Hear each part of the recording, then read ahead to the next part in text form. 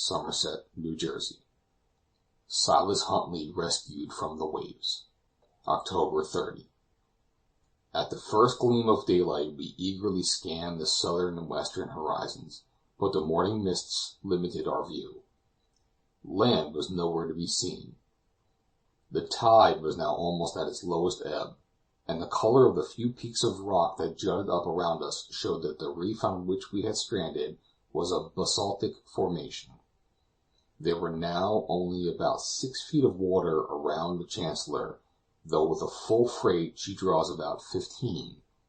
It was remarkable how far she had been carried onto this shelf of rock, but the number of times that she had touched bottom before she finally ran aground left us no doubt that she had been lifted up and borne along on the top of an enormous wave.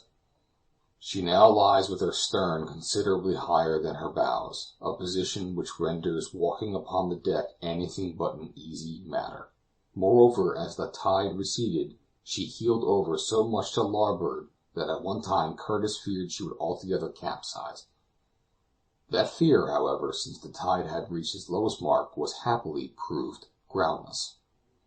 At 6 o'clock some violent blows were felt against the ship's side, and at the same time a voice was distinguished, shouting loudly, "Curtis! Curtis!" Following the direction of the cries, we saw that the broken mizzen mast was being washed against the vessel, and in the dusky morning twilight we could make out the figure of a man clinging to the rigging. Curtis, at the peril of his life, hastened to bring the man on board. It proved to be none other than Silas Huntley, who, after being carried overboard with the mast, had thus, almost by a miracle, escaped a watery grave.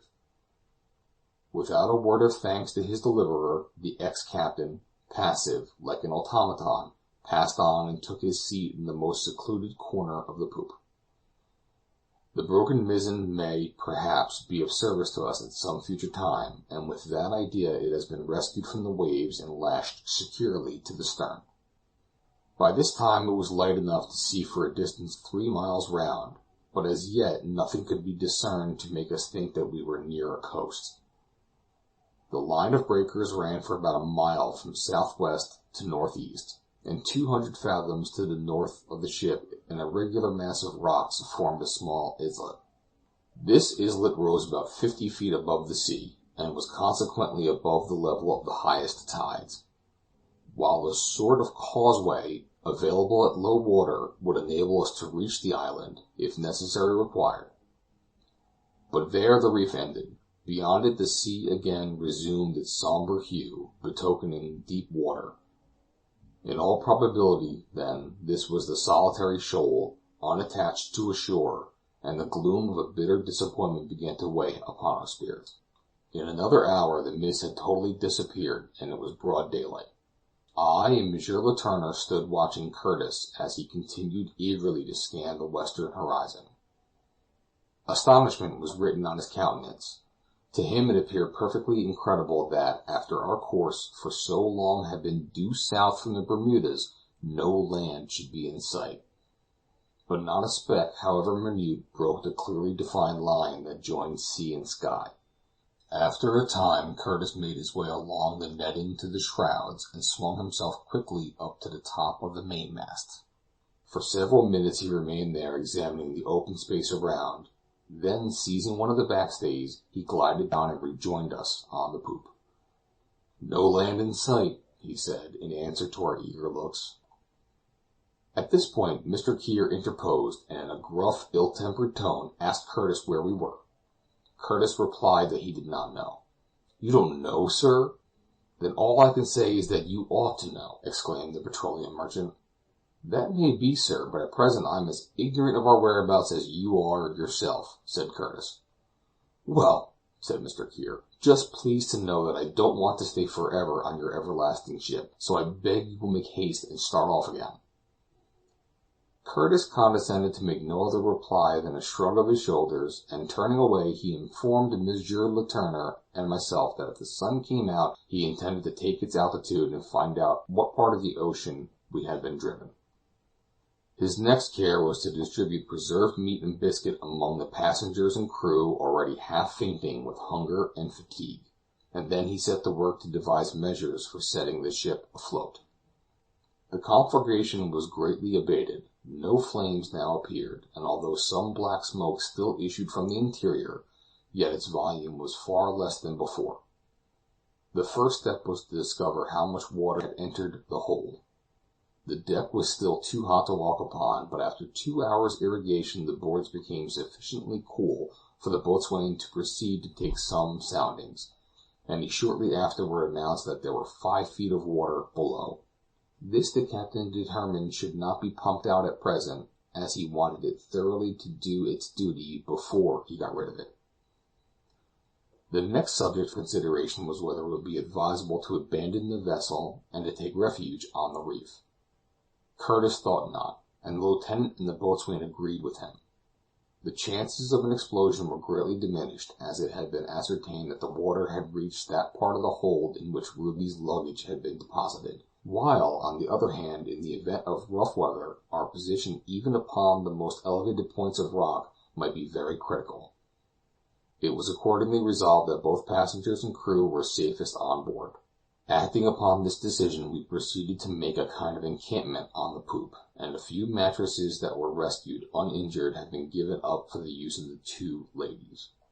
Such of the crew as had saved their hammocks had been told to place them under the forecastle, where they would have to stow themselves as best they could, their ordinary quarters being absolutely uninhabitable.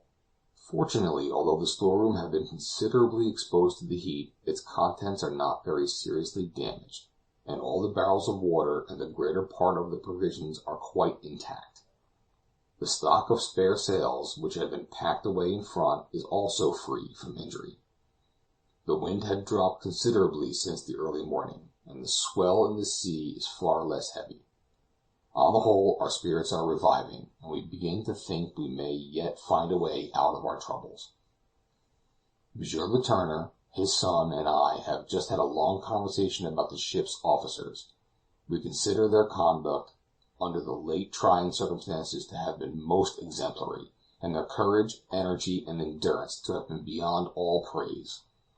Lieutenant Walter, the boatswain, and Dowlas, the carpenter, have all alike distinguished themselves, and made us feel that they are men to be relied on. As for Curtis, words can scarcely be found to express our admiration of his character.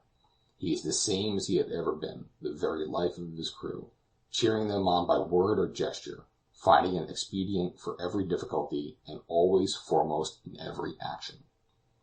The tide turned at 7 this morning, and by 11 all the rocks were submerged, none of them being visible except a cluster of those which formed the rim of a small and almost circular basin from 230 to 300 feet in diameter, in the north angle of which the ship is lying.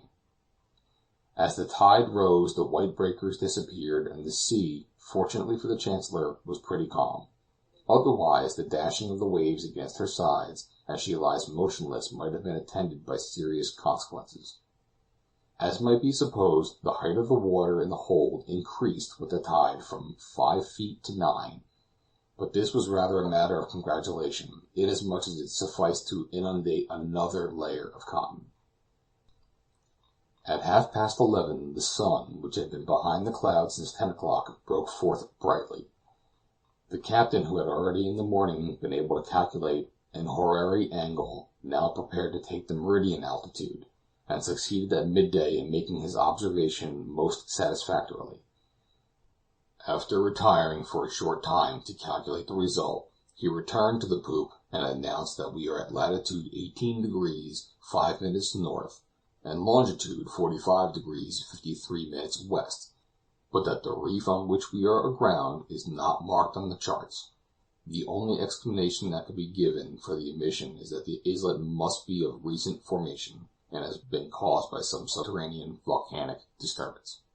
But whatever may be the solution of the mystery, here we are 800 miles from land, for such, on consulting the map, we find to be the actual distance to the coast of Guiana, which is the nearest shore.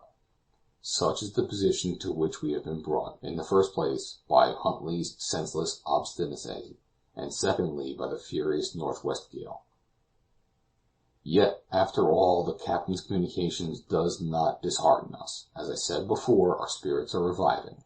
We have escaped the peril of fire, the fear of explosion is past and gone, and oblivious of the fact that the ship with a hold full of water is only too likely to founder when she puts out to sea, we feel a confidence in the future that forbids us to despond. Meanwhile, Curtis prepares to do all common sense demands. He proposes, when the fire is quite extinguished, to throw overboard the whole, or the greater part of the cargo, including, of course, the picrate. He will next plug up the leak, and then with a lightened ship he will take advantage of the first high tide to quit the reef as speedily as possible. End of chapter 16.